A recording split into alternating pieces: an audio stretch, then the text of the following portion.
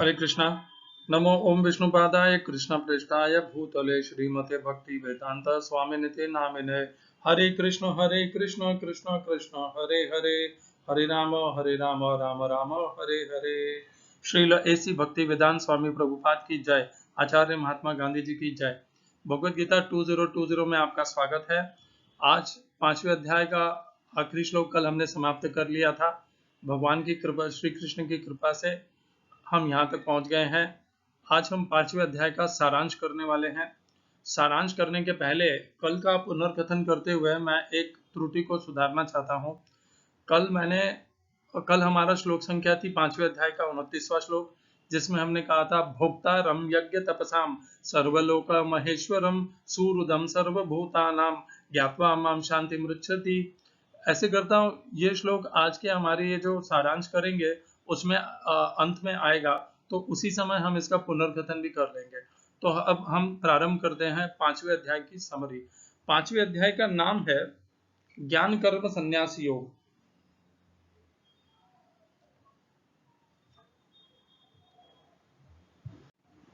हरे कृष्णा। ज्ञान कर्म संन्यास योग चौथे अध्याय का नाम है। इस अध्याय का नाम कर्म संन्यास योग है। इसका सारांश करने के पहले हम भगवद गीता यथारूप से श्रील प्रभुपाद का सारांश 5वें अध्याय का उसका पठन कर लेते हैं। यह 5वां अध्याय कृष्ण भावनामृत की, जिसे सामान्यतया कर्मयोग कहते हैं, व्यावहारिक व्याख्या है। यहाँ पर इस प्रश्न का उत्तर दिया गया है कि कर्मयोग से मुक्ति किस तरह प्राप्त होती है। कृष्ण भावनामृत में कार्य करने का अर्थ है परमेश्वर के रूप में भगवान के पूर्ण ज्ञान के साथ कर्म करना। ऐसा कर्म दिव्य ज्ञान से भिन्न नहीं होता। प्रत्यक्ष कृष्ण भावनामृत भक्ति योग है और ज्ञान योग वह पथ है जिससे भक्ति योग प्राप्त किया जा सकता है। कृष्ण भावनामृत का अर्थ है परमेश्वर के साथ अपने संबंध का पूर्ण ज्ञान प्राप्त करके कर्म करना, और इस चेतना की पूर्णता का अर्थ है कृष्ण या श्री भगवान का पूर्ण ज्ञान। शुद्ध जीव भगवान के अंश रूप में ईश्वर का शाश्वत दास है। वह माया पर प्रभुत्व जताने की इच्छा से ही माया के संपर्क में आता है और यही उसके कष्टों का मूल कारण है। जब तक वह पदार्थ के संपर्क में रहता है उसे भौतिक आवश्यकताओं के लिए कर्म करना पड़ता है, किंतु कृष्ण भावनामृत उसे पदार्थ की परिधि में स्थित होते हुए भी आध्यात्मिक जीवन में ले आता है, क्योंकि भौतिक जगत में भक्ति का अभ्यास करने पर जीव का दिव्य स्वरूप पुनः प्रकट होता है। जो मनुष्य जितना ही प्रगत है वह उतना ही पदार्थ के बंधन से मुक्त रहता है। भगवान किसी का पक्षपात नहीं करते। यह तो कृष्ण भावनामृत के लिए व्यक्तिगत व्यावहारिक कर्तव्य पालन पर निर्भर करता है, जिससे मनुष्य इंद्रियों पर नियंत्रण प्राप्त करके इच्छा तथा क्रोध के प्रभाव को जीत लेता है, और जो कोई उपर्युक्त कामेच्छाओं को वश में करके कृष्ण भावनामृत में दृढ़ रहता है वह ब्रह्म निर्वाण तथा दिव्य अवस्था को प्राप्त होता है। कृष्ण भावनामृत में अष्टांग योग पद्धति का स्वयमेव अभ्यास होता है, क्योंकि इससे अंतिम लक्ष्य की पूर्ति होती है। यम नियम आसन प्राणायाम प्रत्याहार धारणा ध्यान तथा समाधि के अभ्यास द्वारा धीरे धीरे प्रगति हो सकती है, किंतु भक्ति योग में तो ये प्रस्तावना के स्वरूप है, क्योंकि केवल इसी से मनुष्य को पूर्ण शांति प्राप्त हो सकती है। यही जीवन की परम सिद्धि है। ओम अज्ञानतिमिरन्धस्य ज्ञानाञ्जनशलाकया चक्षुरुन्मीलितं येन तस्मै श्रीगुरुवे नमः। एकं शास्त्रं देवकीपुत्र गीतम् एको देवो देवकीपुत्र एव एको मन्त्रस्तस्य नामानि यानि कर्माप्येकं तस्य देवस्य सेवा। हरे कृष्णा। 5वें अध्याय का पुनर्कथन पूरे अध्याय का। 5वें अध्याय के प्रारंभ में अर्जुन भगवान से प्रश्न पूछते हैं। संन्यास कर्मणाम कृष्ण पुनर्योगम च संससि यच्छ्रेय एतयोरेकम तन्मे ब्रूहि सुनिश्चितम। अर्थात अर्जुन भगवान से पूछते हैं कि आप कभी कर्म संन्यास कहते हो, कभी कर्मयोग कहते हो, इन दोनों में से जो श्रेष्ठ है वह मुझे निश्चित करके बताइए।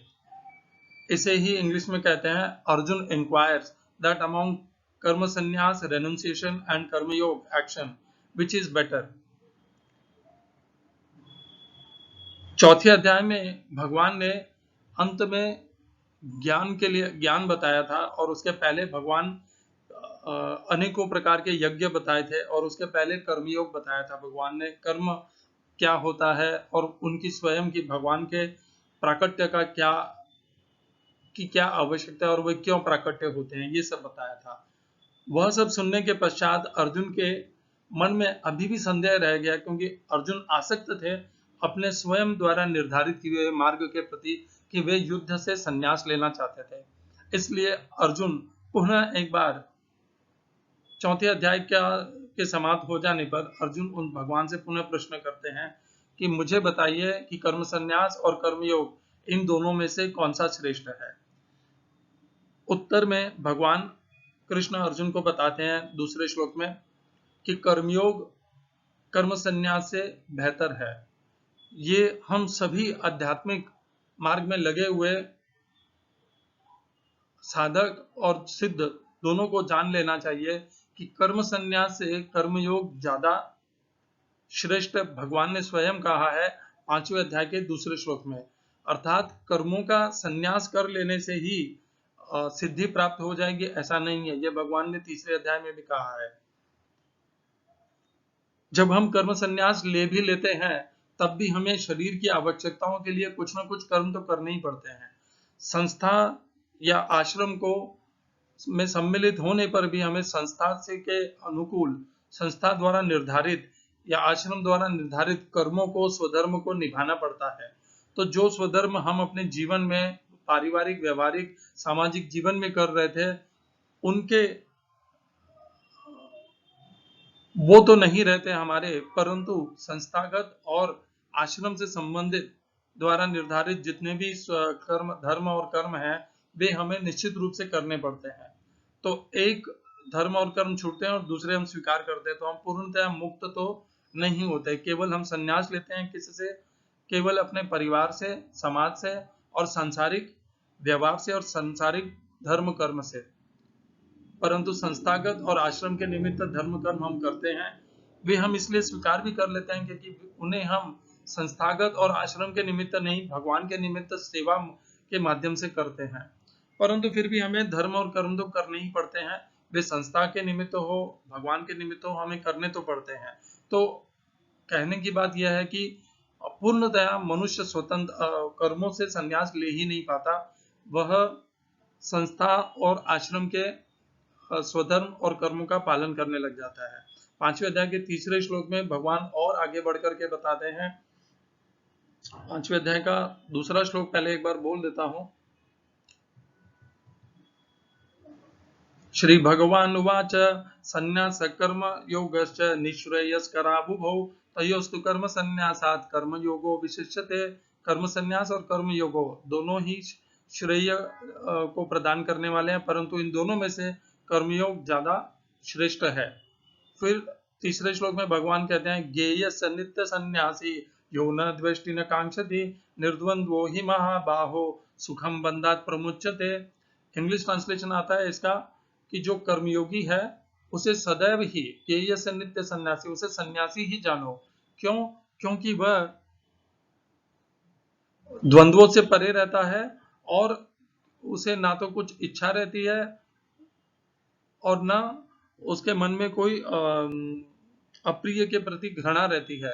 तो इस प्रकार वह द्वंद्व से मुक्त रहता है और इस प्रकार जो द्वंद्वों से मुक्त रहता है वो तो वैसे भी सन्यासी है, क्योंकि वह अपनी इच्छा के लिए अपनी इंद्रिय तृप्ति के लिए अपने स्वयं के भोग के लिए कुछ नहीं करता। वह जो कुछ भी हो रहा है उसे भगवान के द्वारा दिया हुआ जान करके मान करके उसे सम रह करके ग्रहण कर लेता है। इसलिए वह सदैव ही मन से सन्यासी है। तो एक होता है कर्म से सन्यासी होना जो हमने पिछले श्लोक में पढ़ा था और जो हम जानते हैं कर्म से सन्यास लेना, और यहाँ पर भगवान बताते हैं कि कर्म से सन्यास लेने से कहीं ज्यादा श्रेष्ठ है मन से कर्मों का सन्यास लेना। अगले श्लोक में चलते हैं 5वें अध्याय का चौथा श्लोक। इस श्लोक में भगवान ने अर्जुन ने तो पूछा था कर्मयोग और कर्म सन्यास के बीच का भेद, परंतु यहाँ पर भगवान अब अर्जुन को सांख्य योग के विषय में बताने लग जाते हैं। सांख्य योगो पृथक बालाः प्रवदन्ति न पंडिताः एकम अप्यास्थितम सम्यक उभयोर विन्दते फलम। अब भगवान इस श्लोक में अर्जुन को सांख्य योग और कर्मयोग इन दोनों के बीच में बताते हैं कि ये सांख्य योग और कर्मयोग इन दोनों को जो मूर्ख होते हैं वे इन्हें पृथक पृथक जानते हैं, परंतु जो समझदार हैं वे ऐसा नहीं मानते। वे जानते हैं कि इन दोनों में से एक में भी स्थित होने पर दोनों का लाभ प्राप्त हो जाता है। और अगले श्लोक में ही भगवान इसी के संबंध में और आगे बढ़ाते हुए कहते हैं, यत् सांख्य प्राप्यते स्थानम तद्योगैरपि गम्यते एकम सांख्यम च योगम च यः पश्यति स पश्यति। कहने का भाव यह है कि जो सांख्य योग से जो गति, स्थान, बुद्धि, मति, स्वभाव प्राप्त होता है, वही गति, मति, स्थान और धाम कर्मियों के माध्यम से भी प्राप्त होता है। तो आप किसी भी मार्ग पर जाएं, अंततोगत्वा मिलना वही है। इसीलिए एकम सांख्यम च योगम च यः पश्यति स पश्यति।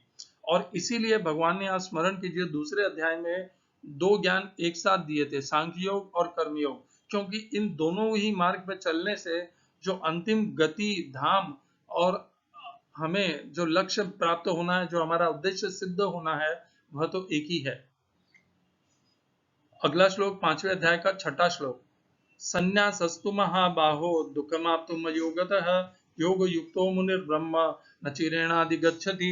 तो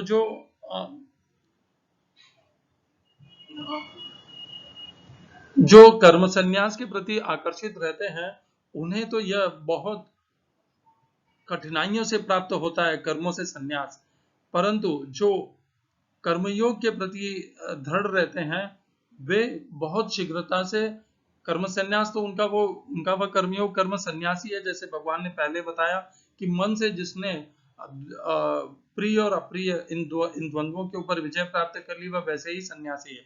तो कर्मयोगी के लिए यह ज्यादा सहज है कि वह बहुत शीघ्रता से परब्रह्म परमात्मा भगवान श्री कृष्ण को बहुत शीघ्रता से प्राप्त कर लेता है। तो भगवान ने यहाँ तक ये जो कुछ भी हमें बताया, अभी तक भगवान ने 5वें अध्याय का हमारे 6 श्लोक हो चुके हैं। इनमें भगवान ने पहले तो हमें कर्म संन्यास और कर्मयोग के विषय में बताया, फिर बताया सांख्य योग और कर्मयोग के विषय में। इस प्रकार दो अलग अलग भेद भगवान ने बताए और उनमें से इन सब में भगवान ने कर्मयोग को श्रेष्ठ बताया। आगे चलते हैं 5वें अध्याय का 7वां श्लोक, योग युक्तो विशुद्धात्मा विजितात्मा जितेंद्रियः सर्वभूतात्मा भूतात्मा कुर्वन्नपि न लिप्यते। तो जो कर्मयोग में स्थित रहता है वो पूर्णतया शुद्ध पवित्र आत्मा होता है और उसने अपने मन और बुद्धि को पूर्णतया नियंत्रित कर लिया है। वह समस्त जीवों में, समस्त प्राणियों में उसी भगवान श्री कृष्ण को अर्थात परमात्मा को देखता है और इसीलिए वह कर्म करता हुआ उनके बंधनों से बंधता नहीं है। सर्वभूतात्मा भूतात्मा, समस्त भूतों की में उसी भूतात्मा को देखता है और कुर्वन् अपि न लिप्यते, कर्म करता हुआ भी नहीं बंधता। 8वें श्लोक में भगवान बताते हैं किस प्रकार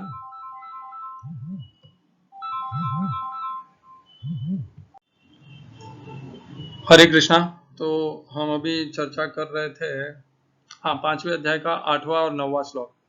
5वें तक जो तत्वज्ञानी है अर्थात जो ज्ञान मार्ग के साधक हैं या जो सिद्ध हैं, वे किस प्रकार अपना व्यवहार करते हैं।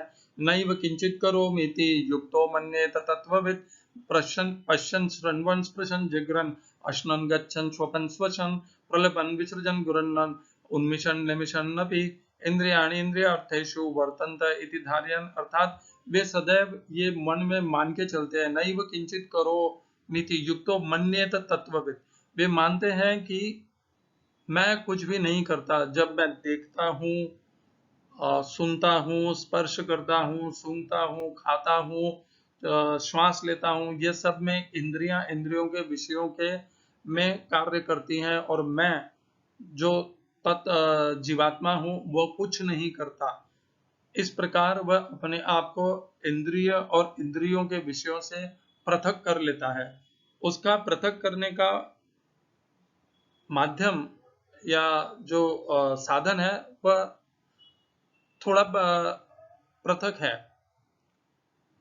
जो कर्मयोगी होता है वह तो अपने भगवान ने जो उसे पदार्थ, सामग्री, परिस्थिति, सामर्थ्य दिया है उसको दूसरों की सेवा में प्रयोग करके अपने आप को उनके स्वामित्व से हटा लेता है, उनको संग्रह करने की भावना से हट जाता है और ये जो ज्ञान योगी है वह यह मान लेता है कि जो कुछ भी ये इंद्रियां देख रही हैं, सुन रही हैं, भोग रही हैं, ये सब इंद्रियां इंद्रियों के विषय में कर रही हैं, मैं कुछ भी नहीं करता। इस प्रकार वह अपने आप को इंद्रियों, इस संसार से, सांसारिक वस्तुओं से, संसार की सुविधाओं से पृथक कर लेता है और अपने आप में ही स्थित हो जाता है। अगले श्लोक में अब पुनः भगवान कर्मयोगी के विषय में आ जाते हैं। भगवान कहते हैं ब्रह्मण्याधाय कर्माणि संगम त्यक्त्वा करोति यह लिप्यते न स पापेन पद्मपत्र इवाम्बसा। जो कर्मयोगी है वह अपने समस्त कर्मों के फल को भगवान को समर्पित करता हुआ करता है, और इस प्रकार करने से वह भगवान की शरण में रहता है और कर्म के कोई भी फल उसे बांध नहीं पाते, क्योंकि उसने कर्म के फल की कोई इच्छा ही नहीं की है। ये जो कर्म के फल हैं, ये इनकी संरचना बड़ी विचित्र प्रकार से भगवान ने की है। हम कर्म के फलों के प्रति हमारी लालसा नहीं रहती, हमारा लगाव नहीं रहता, तो वे कर्म के फल हमें बांध नहीं पाते। यही संरचना है, दिखते नहीं है ये सब, परंतु ये जो कर्म के फल हैं ये हमें तभी बांध पाते हैं। इनमें वो जो हमें बांधने की, हमारे जीवन को बांधने की, हमारे जीवन को प्रभावित करने की जो इनमें शक्ति आती है, वह शक्ति सामर्थ्य हम स्वयं उन्हें देते हैं। जब हम कर्म के फलों के प्रति लालसा करते हैं, उनके प्रति आकर्षण करते हैं और उनसे आसक्त हो जाते हैं कर्म के फलों के प्रति कि हाँ मेरा ये काम हो जाए, ये आसक्ति से ही उन कर्म के फलों को हमारे ऊपर प्रभावित करने की शक्ति मिलती है। यदि हम उनसे कोई भी हमारा रिश्ता न रखें, कुछ भी नहीं रखें, तो वे हमें प्रभावित नहीं कर सकते। एक थोड़ा सा उदाहरण ऐसे ही दे सकता हूँ हमारे सामाजिक जीवन से भी। तो दो दोस्त हैं और दो दोस्तों के बीच में मनमुटाव हो गया है, दोनों ने अपनी पृथक पृथक राह कर ली है। तो एक दोस्त जो कर रहा है उसका असर दूसरे पे नहीं पड़ता, क्योंकि वह अब उसके प्रति कोई लगाव नहीं रखता, कोई आसक्ति नहीं रखता। वो दूसरे दोस्त को सुख हो, दुख हो, लाभ हो, हानि हो, वो उससे कोई संबंध नहीं रखता। और जैसे ही हम दोस्त के प्रति संबंध रखते हैं, उसमें अपना मन लगा के रखते हैं, उसका भला बुरा चाहते हैं, तो उसका समस्त सुख दुख लाभ हानि हमें प्रभावित करने लग जाता है, हमारे मन बुद्धि के ऊपर उसका प्रभाव होने लग जाता है। तो जब हम किसी से जुड़ते हैं, अपने आप को जोड़ते हैं, आसक्त होते हैं, तभी वह हमें प्रभावित कर पाता है। जब हम उनके अनासक्त हो जाते हैं तो वे हमें कुछ नहीं कर पाते। कई बार हमने देखा है कि बाप बेटे को त्याग देता है या बेटा बाप को त्याग देता है, और त्यागने के बाद में ठीक है उनके मन में एक दूसरे के प्रति हो सकता है प्रेम रह जाए, हो सकता है घृणा रह जाए, परंतु संबंध तो नहीं रह पाता है। और संबंध यदि उन्होंने त्याग दिया है तो उसके बाद में किसी प्रकार भी वो जुड़ नहीं पाते और एक दूसरे के ऊपर असर नहीं कर पाते, क्योंकि दोनों की संपत्ति अलग अलग हो गई, दोनों का व्यापार अलग अलग हो गया, दोनों का परिवार अलग अलग हो गया, तो वे एक दूसरे के ऊपर प्रभावित नहीं कर पाते। उनके जीवन के ऊपर जो जीवन के मध्य में कुछ विशेष क्या कहते हैं उसे, उर्दू में हस्तक्षेप कहते हैं, हिंदी में कहते हैं हस्तक्षेप, पता नहीं, हस्तक्षेप हिंदी में कहते हैं, हस्तक्षेप नहीं कर पाते। अगले श्लोक पे चलते हैं, 5वें अध्याय का 11वां श्लोक। कायेन मनसा बुद्ध्या केवलैरिन्द्रियैरपि योगिनः कर्म कुर्वन्ति संगम त्यक्त्वा आत्मशुद्धये। तो जो कर्मयोगी है वह अपने शरीर से, शरीर की इंद्रियों के द्वारा, शरीर का अर्थ है शरीर की इंद्रियों के सहित, शरीर और उसकी इंद्रियों के सहित, या फिर अपने मन से, या फिर अपनी बुद्धि से कर्म करता है। तो 4 हो गए, शरीर अर्थात कर्मेंद्रियों से, मन, बुद्धि और ज्ञानेंद्रियों, इंद्रियों के द्वारा। अब इंद्रियों को ज्ञानेंद्रिय का हो, कर्मेंद्रिय को, जैसे भी हो, मैं मानता हूं शरीर के साथ कर्मेंद्रियां तो जुड़ी ही रहती हैं, और जो इंद्रियां हैं वे सदैव ज्ञानेंद्रियों के प्रति उनको प्रयोग में लिया जाता है। और योगी जो होता है वो उनके माध्यम से कर्म करता है, और इस प्रकार करता हुआ इन 4 के माध्यम से उनमें अनासक्त होकर के करता है, और इसीलिए वह उनसे बंधता नहीं है और उसका प्रयोजन भी होता है कि वो क्यों करता है इस प्रकार, क्योंकि वह अपने लिए कर्म नहीं करता, अपने भोग के लिए नहीं करता, अपनी इंद्रियों की तृप्ति के लिए नहीं करता। वो जो कर्म करता है वह केवल अपनी मन को, बुद्धि को शुद्ध करने के लिए, पवित्र करने के लिए करता है।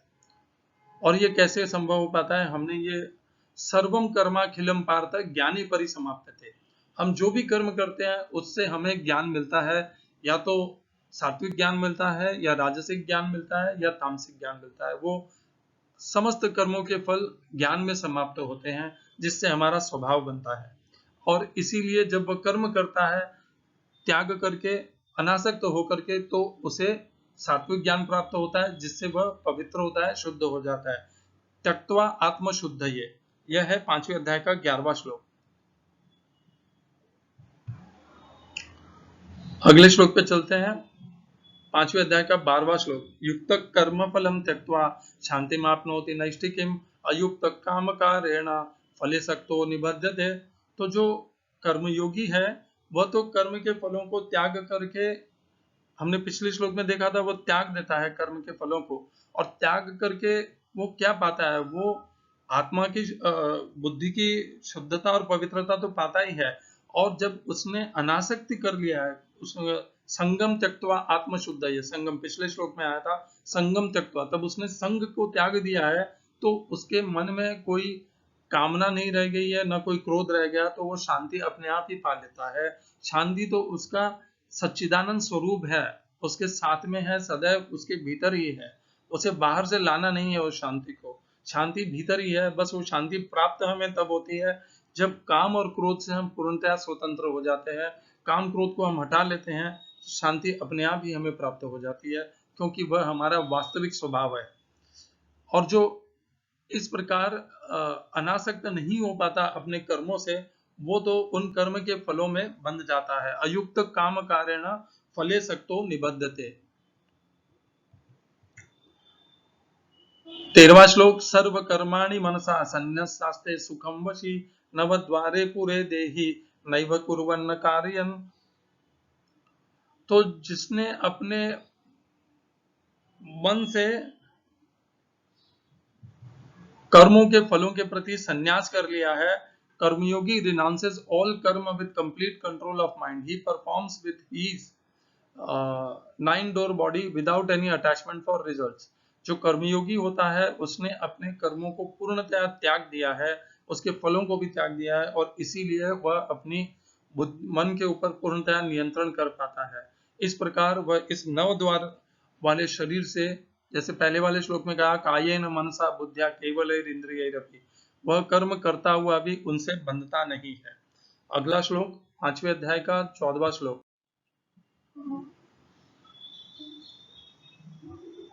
न कर्तृत्वं न कर्माणि लोकस्य सृजति प्रभुः न कर्म फल संयोगम स्वभावस्तु प्रवर्तते।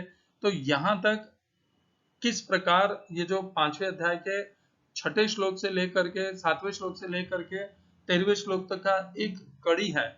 इस पूरे कड़ी में भगवान यह बताते हैं कि जो कर्मयोगी होता है वो किस प्रकार कर्म करता है।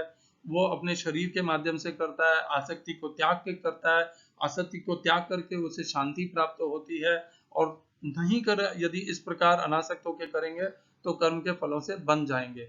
ये सब भगवान ने हमें इन 6-7 श्लोकों में बताया। अब भगवान 3 श्लोक में कुछ और हमें बताएंगे, जिसको हम यहाँ चर्चा करते हैं 2 श्लोकों में। जो ये बहुत महत्वपूर्ण श्लोक हैं, ये पुनः वापस भगवत गीता में कहीं नहीं आते। हम सदैव यही समझते हैं कि जब हम कर्म करते हैं तो भगवान जो हैं वे मनुष्य यही कहता है मैं कुछ नहीं करता, वो तो भगवान ने मेरे से करा दिया। तो भगवान यहाँ पर क्या कहते हैं? न कर्तृत्वम न कर्माणि लोकस्य सृजति प्रभु न कर्म फल संयोगम स्वभावस्तु प्रवर्तते। भगवान कहते हैं ना तो मैं किसी से किसी को अहंकार दे करके उससे कर्म कराता हूँ, अर्थात ना तो भगवान किसी से कर्म कराते हैं और ये भाव देते हैं कि मैं कर्म कर रहा हूँ। ये जो अहंकार का भाव है यह भगवान नहीं देते। कर्तृत्वम का जो भाव है यह भगवान नहीं देते। न कर्माणि, न उसके द्वारा जो कर्म होते हैं वे भी भगवान नहीं करते। न कर्म फल संयोगम, और उन कर्मों को करने से जो कर्म के फल प्राप्त होने वाले हैं वे भी भगवान नहीं देते। ये सब तो स्वभाव के द्वारा निर्धारित होते हैं और स्वभाव के द्वारा ही हमें प्राप्त होते हैं। निर्धारित भी स्वभाव करता है कि हम किस भाव से उन्हें करेंगे, कर्तृत्व और कर्माणि कैसे होंगे, और उसके कारण हमें जो स्वभाव प्राप्त होगा वो भी हमारा स्वभाव में परिवर्तन ही होगा। तो भगवान का इसमें कोई हस्तक्षेप नहीं है। हम ही अहंकार के वश में आकर के, क्योंकि प्रकृति के माध्यम से हमें अहंकार मिला है और उसी में स्थित होकर के हम अहंकार के माध्यम से सोचते हैं कि मैं कर्म कर रहा हूँ, और अपने स्वयं के लिए कर्म करते हुए हम उनके कर्म के फलों में बन जाते हैं। यह हमारा स्वभाव है। हमें ही इस स्वभाव से अपने आप को ज्ञानेन तु अज्ञानम आगे आने वाला है, उस पर विजय प्राप्त करनी होगी। अगले श्लोक में भगवान कहते हैं न आदत्ते कस्यचित् पापम न चैव सुकृतम विभु अज्ञानेनावृतम ज्ञानम तेन मुह्यन्ति जन्तवः। तो भगवान ये कहना चाहते हैं कि ना तो मैं, ये हम लोग सब यही मानते हैं कि जब मैं कर्म करूंगा तो भगवान मुझे पाप या पुण्य देंगे। नहीं, भगवान कहते हैं न आदत्ते कस्यचित् पापम न चैव सुकृतम विभु, ना तो मैं किसी को पाप देता हूं न पुण्य देता हूं। अज्ञानेनावृतम ज्ञानम तेन मुह्यन्ति जन्तवः, ये तो अज्ञान ही है जो उनके ज्ञान को ढक करके, अज्ञानेन आवृतम, आवृतम का अर्थ है ढक करके, उन्हें मोहित करता रहता है। तो जब हम, जिसे हम पाप कहते हैं, जिसे पुण्य कहते हैं, उसे भगवान कहते हैं कि उसे मोह की मात्रा में उसको समझें। जब हम मोहित हो जाते हैं, माया के द्वारा मोहित हो जाते हैं, प्रकृति के गुणों द्वारा मोहित हो जाते हैं, तो वही हमारा पाप है, वही पाप है जो हमारे स्वयं के कर्मों के कारण हमें स्वभाव के कारण प्राप्त होता है। और जब हम मोहित नहीं हो सकते, अनासक्ति को प्राप्त होते हैं, तो वो हमारा कर्म फल है, पुण्य फल है जो हमें प्राप्त होता है हमारे स्वभाव के कारण। भगवान कुछ नहीं करते। ये पाप और जो पुण्य है ये हमें कर्मफल के संयोग से मिलता है। यदि हम अनासक्त होकर के करेंगे तो हमें अपने आप अनासक्ति का भाव मिलेगा और हमारी शुद्धि होगी, हमें पवित्रता मिलेगी। संगम त्यक्त्वा आत्मशुद्धये, अभी हमने पहले के श्लोक में किया था, संगम त्यक्त्वा आत्मशुद्धये। जब हम अनासक्त होकर के करते हैं तो आत्मा की, हमारे मन की, बुद्धि की शुद्धि होती है। और यदि अयुक्त काम कारण फले सक्तो निबध्यते, हम बनते जाते हैं। और जब बनते हैं तो किससे बनते हैं? पाप मोह के कारण हम बनते हैं। तो ये जो पाप और पुण्य है, ये तो हम स्वयं अपना पुण्यों के द्वारा स्वयं उसका उत्पन्न करते हैं, उनको हम अपने कर्मों के द्वारा, और वे हमें तभी प्रभावित कर पाते हैं जब हम उनके प्रति कोई लालसा या इच्छा रखते हैं। यदि अनासक्त हो जाते हैं तो वही हमें शुद्धि और पवित्रता देते हैं, और जब हम अनासक्त नहीं होते और आसक्त होते हैं तो वही हमारे पाप के कारण बन जाते हैं। इतना ही अंतर है, ये पाप और पुण्य और कुछ नहीं है, आसक्ति और अनासक्ति का खेल है। यदि अनासक्त होकर कर्म कर लिया तो वे पुण्य बन जाएंगे, हमारी मन और बुद्धि को स्वच्छ करेंगे, पवित्र करेंगे। और यदि आसक्त होकर कर्म कर लिया तो वे हमारे पाप कर्म में परिवर्तित हो जाएंगे और हमें बांध लेंगे, हमें मोहित और अज्ञान में के अंधकार में डाल देंगे। 5वें अध्याय के 16वें श्लोक से भगवान अब ज्ञान और योगी के विषय में, उसके व्यवहार के विषय में आगे तक बताने वाले हैं। तो 5वें अध्याय के 16वें श्लोक में बताते हैं भगवान, ज्ञाने न तु तद अज्ञानम येषां नाशिनम् आत्मनः तेषाम् आदित्यवत् ज्ञानम प्रकाशयति तत्परम। तो भगवान ने इस, जो ये जो चक्र है कि हमारे भीतर अज्ञान है, आसक्ति है, मोह है, इससे छूटने का मार्ग यहाँ पे बताया। और वो मार्ग क्या है? ज्ञान है। ज्ञान के माध्यम से, ज्ञानेन तु तद अज्ञानम येषां नाशिनम् आत्मनः, जिसने अपने ज्ञान के द्वारा अपने अज्ञान को नाश कर दिया, अपने अज्ञान को नष्ट कर लिया है, उसका वही दिव्य ज्ञान उसके भीतर उसे परमात्मा को, परम धाम को, परम गति को प्राप्त करा देता है, संबंध जोड़ देता है उसका परमात्मा से, भगवान से जोड़ देता है। तो यही है जो पिछले श्लोक में भगवान ने ये दो कहा, ये जो पाप और पुण्य, ये जो इग्नोरेंस है, ये मोह है, ये जो हमारे भीतर आ जाते हैं, इनसे छूटने का क्या मार्ग है? ज्ञान। इसीलिए जब हमने कल चर्चा की थी तो मन, बुद्धि, इंद्रियां, मन और बुद्धि, ये तीनों में सबसे पहले हम जब हम अथातो ब्रह्म जिज्ञासा करते हैं तो हम थोड़ा ज्ञान की प्राप्ति करते हैं और कुछ अपने अंदर कुछ यम नियम का पालन करते हैं, जिससे हमें स्वभाव में हमारा परिवर्तन आता है और हमें आध्यात्मिक ज्ञान या सात्विक ज्ञान की प्राप्ति होती है। उस सात्विक ज्ञान से हम धीरे धीरे प्रगति करते करते अपने अंदर जितना भी अंधकार है, जितना भी अज्ञान है, उसका नाश हमें स्वयं करना है। भगवान की कृपा से वह हमारे भीतर से हमें नाश करना है। ज्ञानेन तु तद अज्ञानम येषाम नाशिनम आत्मना तेषाम आदित्यवत् ज्ञानम प्रकाशयेत तत्परम्। अगला श्लोक, तद्बुद्धयस्तदात्मान तन्निष्ठा तत्परायण गच्छन्त पुनरा अवृत्तिम ज्ञान निर्धूत कल्मषा। जिस योगी ने अपनी बुद्धि, मन, श्रद्धा और अपनी शरण, भगवान की शरण को स्वीकार कर लिया है, उन्हें समर्पित कर दिया है अपने आप को, वह जन्म मृत्यु के इस चक्र को लांघ जाता है और वह ज्ञान के द्वारा समस्त पाप कर्म फलों से मुक्त हो जाता है। अगला श्लोक, विद्या विनय संपन्न, ये सब उस ज्ञानी के विषय में आ रहा है। ज्ञानी का प्रभाव बता रहे हैं भगवान। विद्या विनय संपन्ने ब्राह्मणे गवि हस्तिनी शूनि चैव स्वपाके च पंडिता समदर्शिनः। भगवान ने चौथे अध्याय में भी 34वें श्लोक से लेकर के आखिरी 42वें श्लोक तक या 43वां श्लोक, चौथे अध्याय के कितने श्लोक हैं?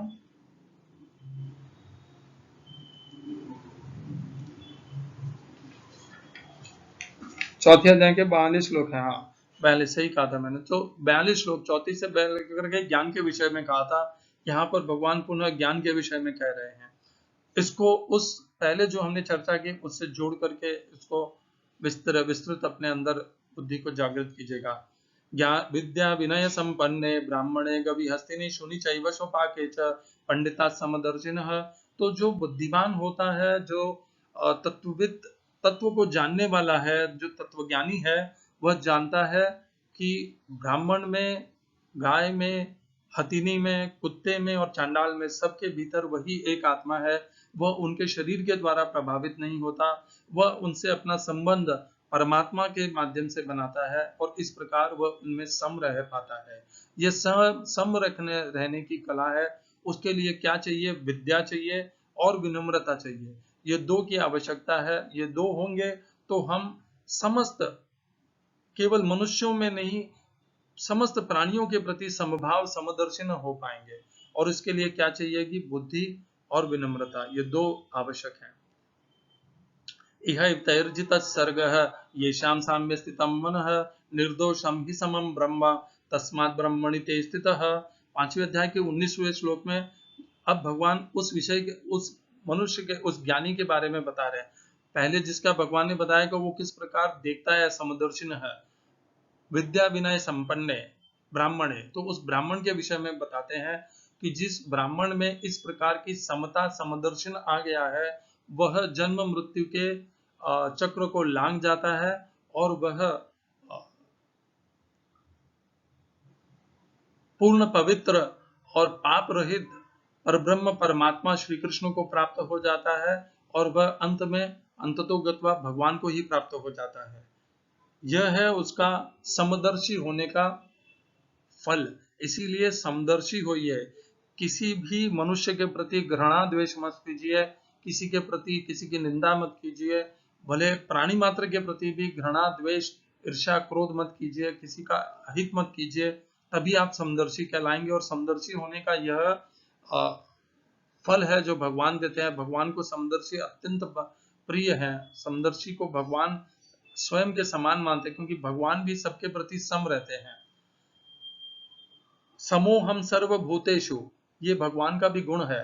9वें अध्याय का 24वां श्लोक है, नहीं 29वां श्लोक है 9वें अध्याय का। समोहम सर्वभूतेषु न मे द्वेषोस्ति न प्रिया। भगवान किसी से द्वेष नहीं करते, ना किसी से विशेष प्रेम करते हैं। ये जो समदर्शी की जो गुण है भगवान का, यह जो मनुष्य अपने भीतर धारण कर लेता है, न किसी से द्वेष है, न किसी से प्रिय विशेष प्रेम है, वह भगवान के तुल्य हो जाता है। वह भगवान के तुल्य अर्थात वह भगवान के शुद्ध पवित्र भाव को प्राप्त कर लेता है। अगला श्लोक,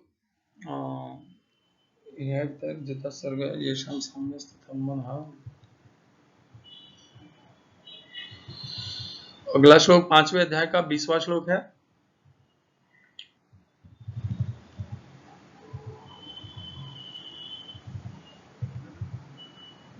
न प्रदर्शेत प्रियम प्राप्य नोद्विजेत प्राप्य चाप्रियम स्थिर बुद्धिर सन्मूढ़ः ब्रह्मविद ब्रह्मणि स्थितः।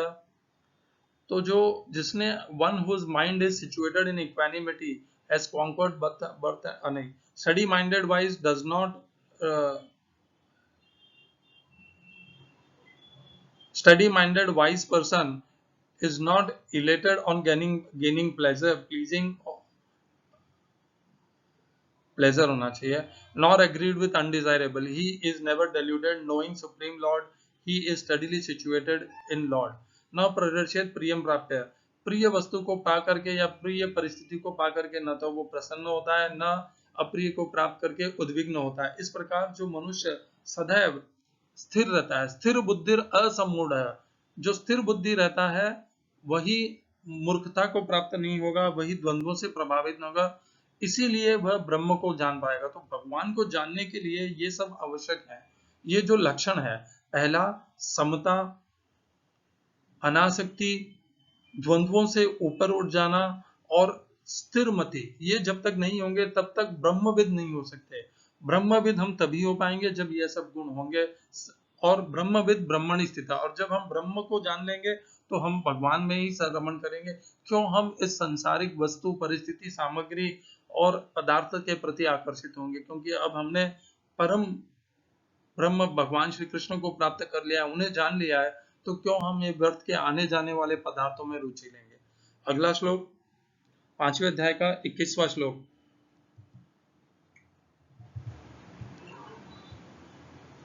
बाह्य स्पर्शेश्व सक्तात्मा भिन्दत आत्मनि यत् सुखम स ब्रह्म योग युक्तात्मा सुखम अक्षयम अश्नुते। Who is unattached to external sense objects finds true happiness within. He is steadily devoted to Supreme Lord and gains never-ending supreme happiness. बाह्य स्पर्शेश्व, हम कैसे करते हैं जीवन में कि बाहरी जितनी भी इंद्रियों से संबंधित हमारे विषय हैं उनके प्रति सदैव लगे हुए रहते हैं, आसक्त रहते हैं, प्राप्त करने के लिए प्रयत्नशील रहते हैं, और वही हमारा जीवन है। परंतु ये जो योगी है वह बाहर के सारे विषयों को, इंद्रिय के विषयों को त्याग देता है, उनसे ऊपर उठ जाता है, तो वे विषय अब उसे प्रभावित नहीं कर पाते, वह अपनी इंद्रियों के ऊपर विजय प्राप्त कर लेता है। बाह्य स्पर्शेश्व असक्त आत्मा, अनासक्त हो जाता है, बिंदत आत्मनियत, और जैसे ही अनासक्त हो जाता है तो भीतर में जो आनंद है, सच्चिदानंद तो हम हैं ही, समस्त जीव भगवान के सच्चिदानंद स्वरूप को हमने प्राप्त किया है, वह हमारा स्वयं सिद्ध स्वरूप है। तो जैसे ही बाहर के ये विषयों के प्रति लालसा हट जाती है, आसक्ति हट जाती है, तो भीतर का आनंद प्रकाशित हो जाता है, और इस प्रकार हम सहज और सरलता से भगवान के साथ अपना संबंध बना पाते हैं, भगवान में स्थिर रह पाते हैं, हमारा मन विचलित नहीं होता, और इसीलिए हम परम सुख को, परम आनंद को प्राप्त कर पाते हैं। अगला श्लोक, ये ही संस्पर्शजा भोगाः सुख दुःख योनय एवते आद्यन्तवन्त कौन्तेय न तेषु रमते बुधः। जो the wise do not indulge in objects of sense pleasure, considering them as source of miseries, because they have beginning and end, O son of Kunti. तो जो बुद्धिमान है, जो तत्वज्ञानी है, वो कभी भी ये बाहर के जो विषय जिसका हमने अभी पिछले श्लोक में चर्चा की, उनमें आकर्षित नहीं होता, न उनमें अपना जीवन व्यर्थ गंवाता है। क्यों? क्योंकि वह जानता है ये सब मुझे दुख देने वाले हैं। क्यों दुख देने वाले हैं? क्योंकि आज वे हैं, कल नहीं रहेंगे। जो उत्पन्न हुआ है उसका विनाश होना है, जो प्राप्त हुआ है उससे संबंध छूटना भी है। तो इस प्रकार जान करके वे उनसे अपना संबंध ही नहीं बनाते। जब संबंध नहीं बनाते, अनासक्त रहते हैं, तो वे उन्हें प्रभावित नहीं कर पाते, उस तत्वज्ञानी को वे विषय प्रभावित नहीं कर पाते, और वह इसीलिए सदैव स्थिर मति रह पाता है, समदर्शन रह पाता है, सम रह पाता है, और भगवान में ही रमण कर पाता है। काम क्रोध वियुक्तानाम यतिनाम यत चेतसाम अभितो ब्रह्म निर्वाणम वर्तते विदितात्मनाम। तो जिस योगी ने, जिस कर्मयोगी ने इस शरीर में रहते रहते, नहीं, मैंने एक श्लोक पहला बोल दिया, शक्नोति है यह सोढ़ुम प्राक शरीर विमोक्षणात् काम क्रोधोद्भवम वेगम स युक्त स सुखी नरः। जिस योगी ने इस शरीर को त्यागने के पहले ही काम और क्रोध के वेग को सहन करना सीख लिया है, वही सच्चा योगी है। अब भीतर काम और क्रोध आएगा और यदि हम उससे उद्विग्न होंगे तो हम सुखी कैसे होंगे? सुख और ये जो वेग है ये प्रतिद्वंद्वी है, या तो ये वेग रहेंगे या सुख रहेगा। ये वेग आएंगे तो सुख चला जाएगा, और सुख रहेगा तो हम इन वेगों को सहन कर पाएंगे। तो हमें इनको, काम और क्रोध के वेगों को सहन करना है, सदैव सम रहना है, क्योंकि जब हम सम रहेंगे तब ही हम उस परम सुख में सदैव स्थिर रह पाएंगे और भगवान से भी जुड़ पाएंगे। अगला श्लोक, योऽन्तः सुखो अंतरा रामः तथांतर ज्योतिरेव यः स योगी ब्रह्म निर्वाणम ब्रह्म भूतो अधिगच्छति। इस योगी ने, जिसने काम और क्रोध को जीत लिया है, वह सदैव विषयों से बाहर के विषयों से वह अनासक्त है, तो वह अपने आत्मा में ही रमण करता है, आत्मा में ही स्थित रहता है और आत्मा में ही उसका प्रकाश रहता है ज्ञान का। और इस प्रकार वह सदैव भगवान से जुड़ा हुआ रहता है और भगवान को के परम धाम को ही प्राप्त होता है। अपने जो साधारण उसकी भगवान से जो संबंध था उसी को प्रगति करता करता उसी मार्ग में बहुत शीघ्रता से वह भगवान को प्राप्त हो जाता है, परम धाम को प्राप्त हो जाता है। अगला श्लोक 5वें अध्याय का 25वां श्लोक। ये अब उस 5वें अध्याय के 16वें श्लोक से जो ज्ञानी के विषय में, ज्ञान और ज्ञानी के विषय में भगवान ने कहा, अब ये उसकी गति भगवान बताते जा रहे हैं। लभन्ते ब्रह्म निर्वाणम ऋषय क्षीण कल्मषाः छिन्न द्वैधायतात्मानः सर्वभूत हिते रताः। तो जो ऋषि है, जिन्होंने समस्त कर्मों के फलों को त्याग दिया है, अनासक्त हो गए हैं, वे समस्त पाप कर्मों से मुक्त होकर के परब्रह्म परमात्मा को प्राप्त हो जाते हैं। और उनमें क्या क्या लक्षण होते हैं? उन्होंने समस्त द्वैत अर्थात द्वंद्वों के ऊपर विजय प्राप्त कर ली है और इंद्रियां, मन और बुद्धि के ऊपर पूर्णतः नियंत्रण है, क्योंकि उन्होंने बाहर के विषयों को त्याग दिया है। और इस प्रकार वे अपने लिए नहीं, दूसरों के हितों के लिए सदैव प्रयत्नशील रहते हैं। उनका प्रयत्न यही रहता है कि मैं कैसे दूसरे प्राणियों को कल्याण कर सकूं, उनकी सेवा कर सकूं, उनका उद्धार कर सकूं। यही उनका जीने का उद्देश्य बन जाता है। स्वयं के लिए नहीं जीते, स्वयं की इंद्रिय तृप्ति के लिए नहीं जीते, वे दूसरों के उद्धार के लिए, कल्याण के लिए जीते हैं। 5वें अध्याय का 26वां श्लोक, काम क्रोध वियुक्तानाम यतिनाम यत चेतसाम अभितो ब्रह्म निर्वाणम वर्तते विदितात्मनाम। The yogi who is completely free from desires and anger and has control over mind and senses quickly achieves Supreme Lord's bliss, always behaving with knowledge. जिस योगी ने काम और क्रोध के ऊपर विजय प्राप्त कर ली है, वो उसी के कारण उसने बुद्धि और अपनी इंद्रियों के ऊपर भी विजय प्राप्त कर लिया है। इस प्रकार वह बहुत शीघ्रता से भगवान के परम शांति को, भगवान के धाम को प्राप्त कर लेता है। क्यों? क्योंकि वो सदैव इस ज्ञान से अपना आचरण करता है, व्यवहार करता है, काम और क्रोध को अपने भीतर स्थान नहीं देता। वह स्पर्शान कृत्वा बहिर्बाह्यान् चक्षुश्चैवान्तरे भ्रुवोः प्राणापानौ समौ कृत्वा नासाभ्यन्तरचारिणौ यतेन्द्रियमनो बुद्धिः मुनिर्मोक्षपरायणः गच्छन्त अपुनरावृत्तिं ज्ञाननिर्धूतकल्मषाः। विगतेच्छा भय क्रोध है यह सदा मुक्त एव सः। 28वां श्लोक 5 है, उसकी दूसरी पंक्ति मैंने गलत बोल दी थी। विगतेच्छा भय क्रोध यह सदा मुक्त एव सः।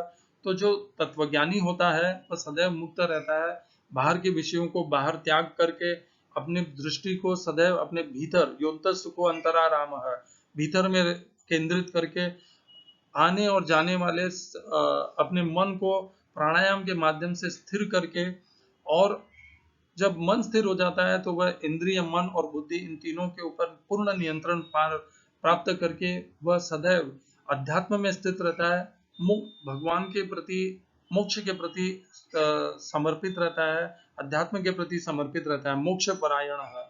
और उसका और कोई सांसारिक उसका प्रयोजन नहीं रह जाता, सांसारिक प्रयोजन से वह पूर्णतः ऊपर उठ जाता है। विगत इच्छा भय क्रोध, उसने इच्छा भय के ऊपर विजय प्राप्त करना बहुत कठिन है। विगत इच्छा, हमने ये इसका बहुत लंबी चर्चा भी की थी। भय क्रोध है और क्रोध के ऊपर विजय प्राप्त करके वह इस जीवन में, इस शरीर में, इस पृथ्वी पर सदैव मुक्त ही रहता है और उसी मुक्त के माध्यम से वह भगवान को प्राप्त हो जाता है। अगला श्लोक, आखिरी श्लोक, भोक्तारम यज्ञ तपसाम सर्वलोकम महेश्वरम सुहृदम सर्वभूतानां ज्ञात्वा मां शांतिमृच्छति। तो जो तत्वज्ञानी ने 5वें अध्याय के 27 और 28वें श्लोक में इस प्रकार अपने आप को पूर्ण नियंत्रित तो कर लिया है, परंतु यदि उसने अपने आप को भगवान श्री कृष्ण के प्रति समर्पित नहीं किया है तो वह पूर्ण शांति को प्राप्त नहीं कर पाएगा। क्योंकि भगवान इस श्लोक में कहते हैं, 29वें श्लोक में, आखिरी श्लोक में स्पष्ट कहते हैं भगवान कि जो मुझे समस्त यज्ञ और जप का भोक्ता और जानता है, जो मुझे मुझ भगवान श्री कृष्ण को समस्त लोकों का स्वामी, परमेश्वर, ईश्वरों का भी ईश्वर जानता है और यह भी जानता है कि मैं ही सबका ध्यान भरण पोषण करने वाला और सबकी संरक्षण करने वाला हूँ। सुहृदम सर्वभूतानां, समस्त प्राणियों का, ज्ञात्वा माम शांति मृच्छति, इस प्रकार जो मुझे जानता है वही शांति को प्राप्त होता है। तो जो 27 और 28 श्लोक में भगवान ने जो बताया था तत्वज्ञानी का, वो तत्वज्ञानी के का पड़ाव उसका संपन्न तभी हो पाएगा जब वह भगवान के प्रति अपनी बुद्धि, मन और इंद्रियों को मोड़ करके भगवान में अपने आप को समर्पित कर ले, क्योंकि उसी माध्यम से वह परम शांति भगवान को प्राप्त कर पाएगा।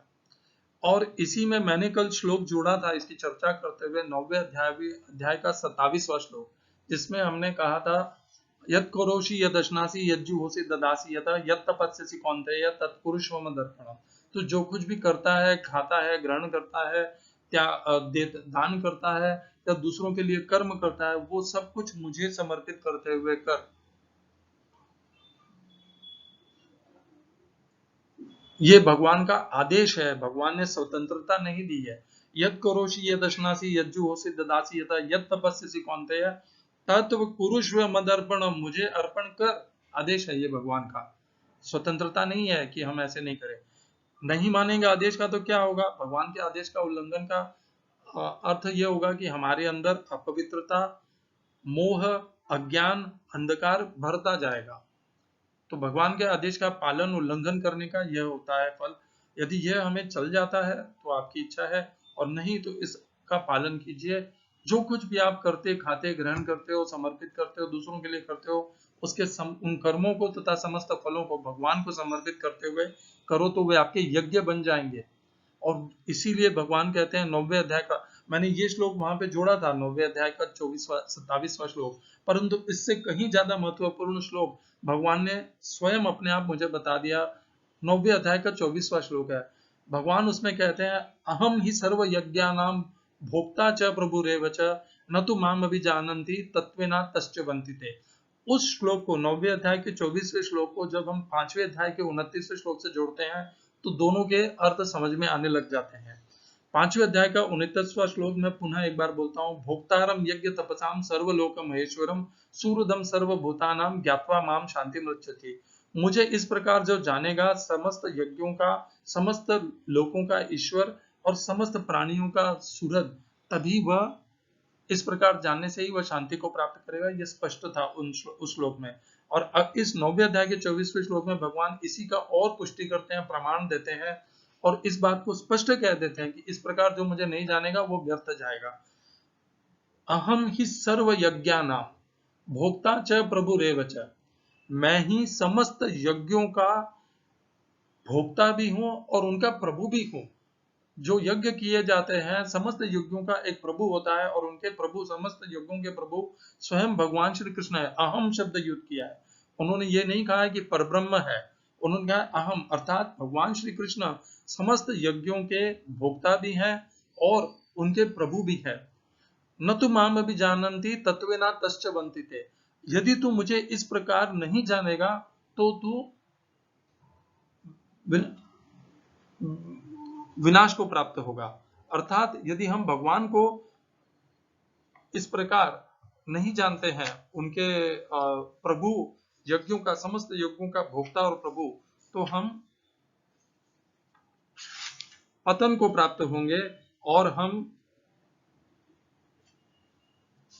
हमारा जो उद्देश्य है परम धाम, परम गति को प्राप्त करना वह सिद्ध नहीं हो पाएगा, न हम परम शांति को प्राप्त करेंगे। न तो माम अभिजानान्ति तत्वेना तश्च वन्तिते।